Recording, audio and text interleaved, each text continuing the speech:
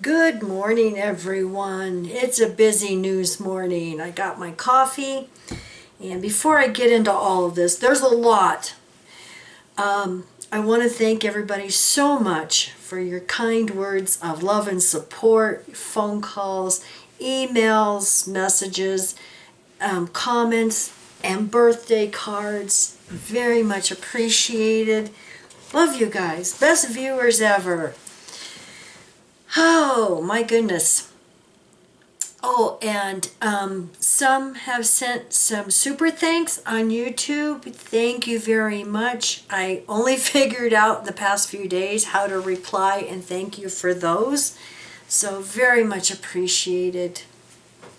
Like I said, best viewers and friends ever. Like I said, a lot of news coming in this morning. Kind of don't know where to begin. But first thing, we do have breaking news. Kind of breaking news. This was good news. This was good news.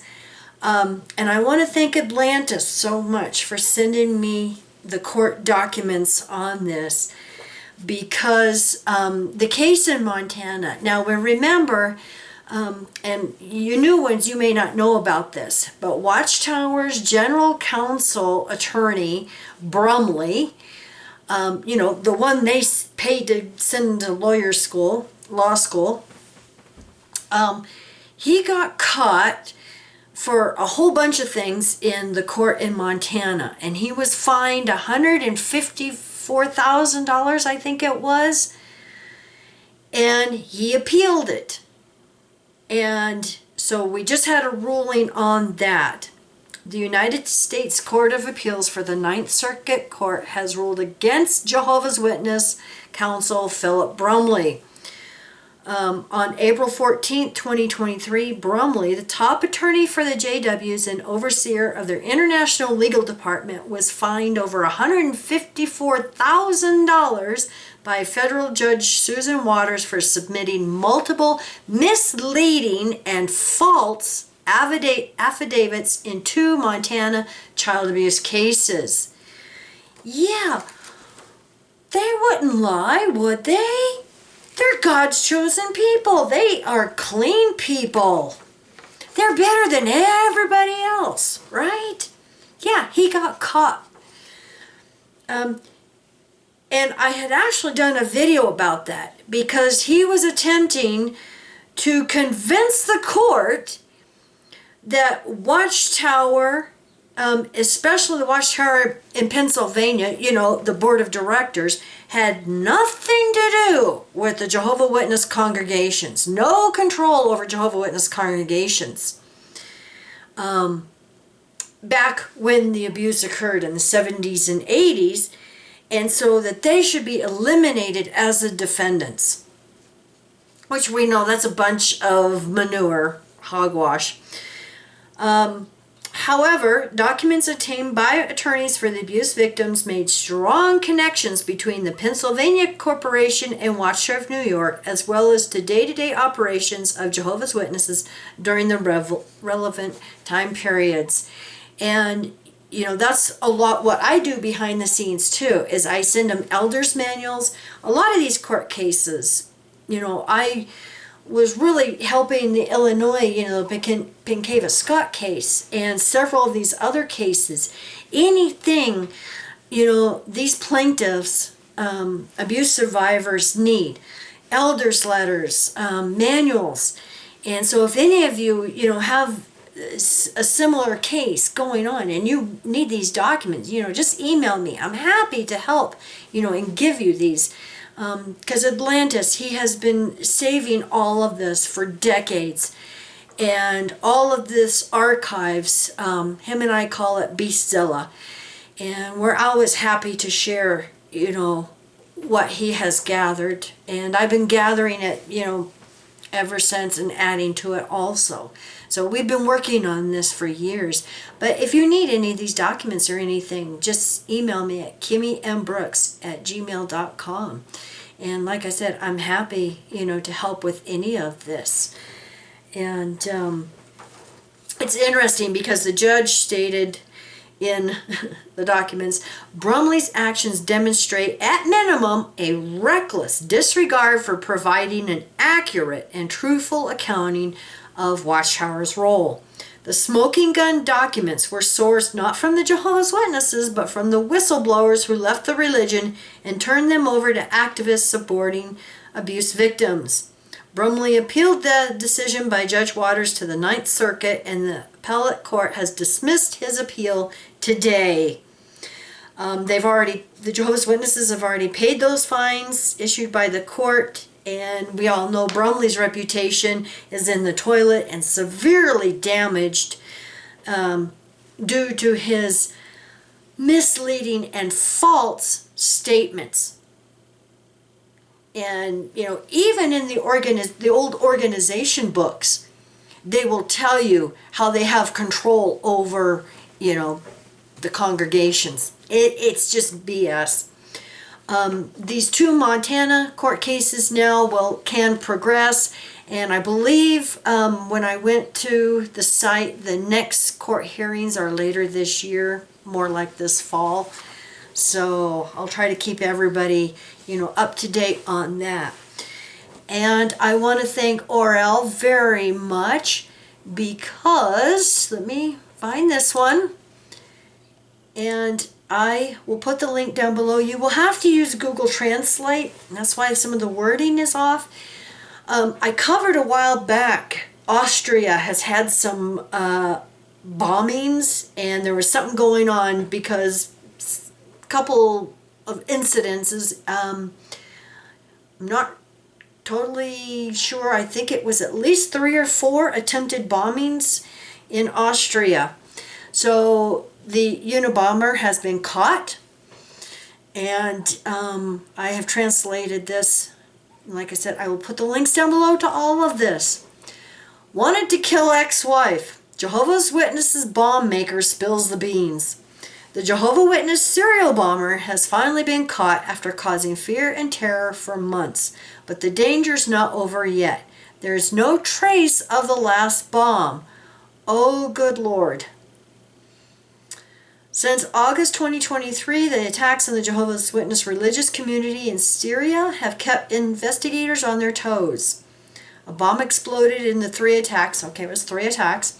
The State Office for State Security and Extremism began investigations. The authorities in the religious community have expanded protective measures.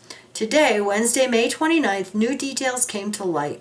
State Police Director Gerald Ortner, head of the Styrian Traffic Police Rupert McBiner, and Chief Inspector Johann Kronberger described these at a recent press conference, and the name of this site is 5 Minutes. And there's other links that Orel sent me.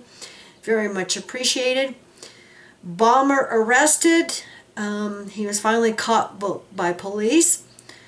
The perpetrator was arrested today in Leibnitz. He is believed to have led a rather quiet life as a former member of Jehovah's Witnesses. He was not previously known to the police.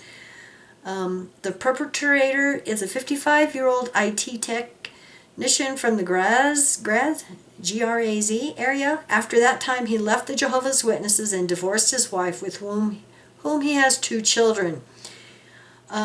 He must have harbored such hatred against her that he even wanted to kill her.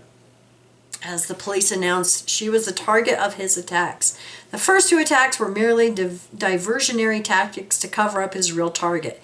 The ex-wife has already made allegations of physical assault. Kornberger, the investigation was a major challenge. The suspect has used pipe bombs, which are unusual. The bombs were designed in such a way that was of real danger to people. Thankfully, nobody has been killed in this. All right. I want to thank Sean very much in New Zealand. Apparently there is, and it's interesting because New Zealand recently, in the past few years, has had, CSA investigation going on. But it looks like some congregations, some of the smaller congregations, are all having to merge into one. And several of these share the same Kingdom Hall. So I'll put the link down below. He said there are several of these congregations and that have merged and are smaller now. And I will also put the link down below. Atlantis has been busy also this morning, or actually this is from a few days ago. I'll put the link down below. Request for the ministerial claims form and book study conductor files. He has a link to a file. Looks like there's probably 5 days left on that file, so if you want that, go grab it. And this one in Coral Springs, Florida. This is their crime update. Kingdom Hall, victim of fraud. So you just have to scroll down through all the other crimes down to fraud. There have been several victims reporting fraud, fraudulent use of credit cards, victim of fraud.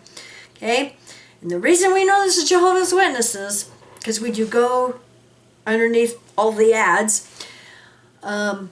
Kingdom Hall, Jehovah's Witnesses was the victim of fraud. All other on Coral Springs Drive, which was reported on May 3rd, 2024. The total estimated loss was $1,450. Information, a victim of information on, they give the address, was reported on May 3rd, 2024. The total estimated loss was $33,970. And if their laws are similar to what they all are here in New Mexico and Arizona, once it's over $5,000, then it becomes a very serious felony crime. And speaking of Jehovah's Witnesses and crime, I want to thank my friend Sharon very much, and I will put the link down below. Santa Barbara, Independent.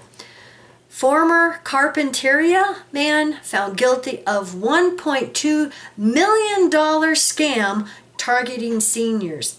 Now remember, I just did a video last week about some JWs scamming some people, mostly Jehovah's Witnesses. Yeah, obey your elders. You can trust your elders, right? Ex-insurance agent Brett Lovett, convicted of fraud, elder abuse, grand theft, and money laundering. And they have a picture here, as you can see. Brett Lovett met and befriended two of his elderly victims at the Kingdom Hall Jehovah's Witness congregation in Carpenteria. A one-time insurance agent from Camarillo, Brett Lovett was found guilty of 29 counts of fraud, elder abuse, grand theft, and money laundering this week, including two victims Lovett met and befriended at the Kingdom Hall Jehovah's Witnesses congregation in Carpenteria. According to the criminal complaint, there were 9 victims in all. Lovett was found guilty of bilking these clients for a total of $1.2 million over a period of 5 years between 2011 and 2016, while he was residing in Carpenteria. He was arrested in 2017. According to prosecuting attorney Casey Nelson, Lovett, whose license to sell insurance policies expired in the year 2000, promised to invest some of the victims' money. According to Casey and the California Insurance Commissioner's Office, Lovett used the funds either to pay off other investors or to pay for cosmetic procedures, lease vacation rentals in Carpenteria, buy a $6,500 diamond ring, travel to India, and loan money to a Subway franchise in Los Angeles. Lovett also did business as a representative of legal aid information and came into contact with some victims that way. According to Casey, Lovett had been implicated in a prior case, a civil action for bilking parishioners at another Kingdom Hall. In that case, Casey Lovett settled. On the stand in that case, Casey stated Lovett admitted to using the proceeds to buy breast implants for a girlfriend and hair plugs for himself. Oh, good Lord. In the current case, one of the victims lost $194,688, her life savings. One of his victims, Casey added, was homeless for a while. Another had to move in with her family. Disgusting. Disgusting. Casey said he intends to argue Lovett should get the maximum sentence, 30 years behind bars. Sentencing is scheduled for May 9th. The case against Lovett was a joint effort involving the Santa Barbara County District Attorney and the California State Insurance Commissioner. Now, in this other article dated May 14th, that's a tongue twister. Carpenteria flim-flam man who targeted church elders faces 24 years behind bars. Several victims left homeless and destitute by ex-insurance agent Brett Lovett, according to sentencing report. And they've got the same picture. Brett Lovett, recently convicted flim-flam man who targeted elderly members of Carpenteria's Kingdom Hall of Jehovah's Witnesses, where he functioned as a ministerial servant. Okay, so he wasn't an elder, but he was a ministerial servant. Oh, good Christian. Is now looking at a sentence up to 24 years and 8 months behind bars.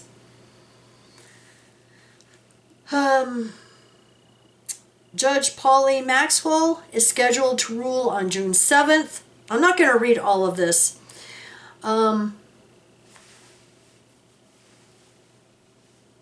Yeah, the judge just used words unconscionable, reprehensible to describe his conduct. In all, Lovett bilked 9 victims, some mentally and physically infirm, some members of his church, but not all from Santa Barbara County, of $1.1 million. It was not so much the amount of money taken, but the abuse of a trust so carefully insinuated, she argued, and the devastating impact of the loss. Because we know Jehovah's Witnesses are told to obey your elders. You can trust your brothers and sisters. Not as far as I can throw them. Several of the victims were left homeless and destitute as a result of the defendant's crimes, as they entrusted him with their life savings, Whitmire wrote. This is particularly reprehensible because some of the victims were elderly, and the defendant deliberately took the money they had saved to live upon while in retirement. He did this, she added, by deliberately engendering relationships of trust. You can trust your elders. Yeah, just like the faithful slave. Yeah, we know of many cases like this. I happen to know of one where a circuit overseer's widow, elder gained her trust and had her sign a power of attorney, and he got control and drained her account of over $100,000. Yeah, now the family's been fighting him for years, trying to get at least some of it back. Watchtower doesn't care because they got some of it. One victim, R. Bush, a 77-year-old man who belonged to the Kingdom Hall, described Lovett as being a replacement son at a time when Bush was not getting along with one of his own sons. I bet that son had left and he was shunning him. Bush was swindled out of $133,000. Another victim, M. Rizkiewicz, now in her late 80s, deposited $176,000 in proceeds from the sale of her house with Lovett, most of which she never would see again. That was in 2014. When she kept demanding her money, Lovett tried 3 times to have Rizkiewicz, also a member of the Kingdom Hall, committed to a psychiatric hospital. Imagine that. All she wanted was her money back, and he's trying to get her committed.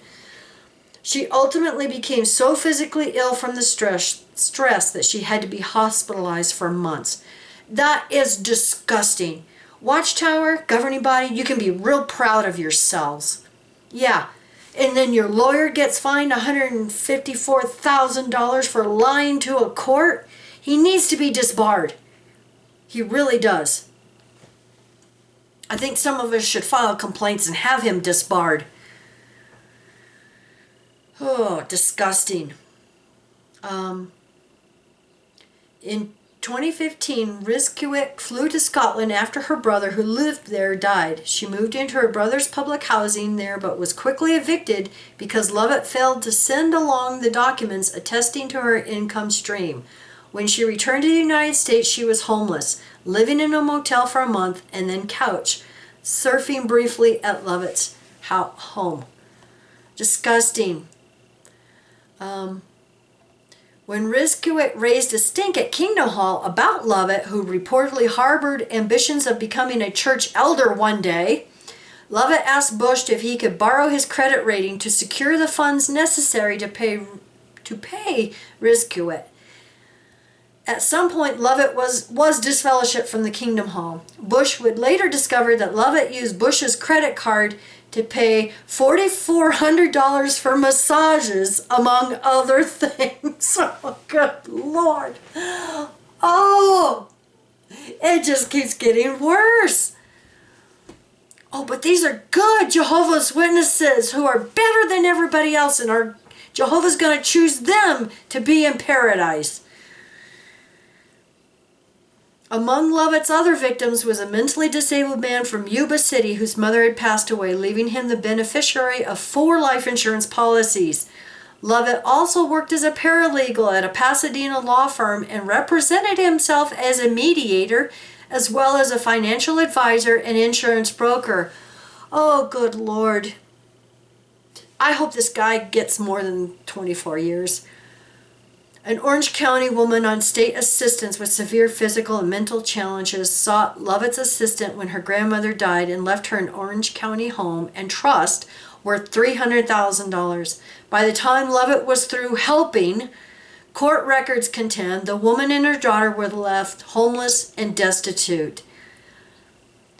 Don't trust anyone. Don't trust your elders. Don't trust your ministerial servants. Don't trust anyone, especially with money matters.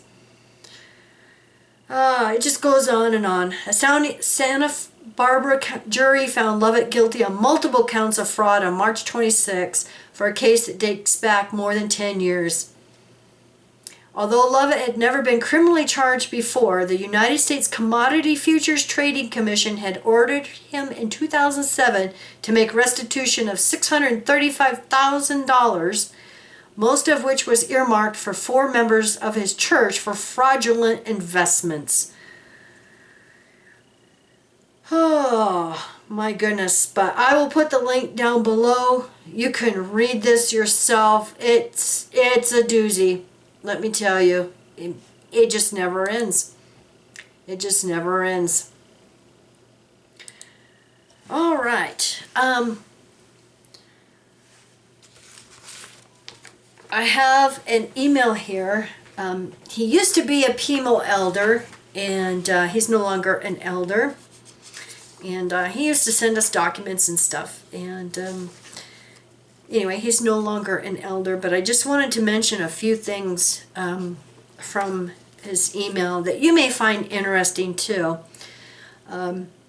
We'll keep you posted on whatever I found out, but it seems there's going to be new light on the generation prophecy. Yes, again. This time having something to do with the Pharisees being the generation at the time that Jesus was referring to, but still needs to be verified. So I'm not saying it's official, but it's rumored. And it's interesting because that is what we said years ago, that Jesus was talking about that generation at that time and those Pharisees. Okay, let's see, I'm going to skip some of this. I wouldn't want to give out any personal information. He's talking about a congregation.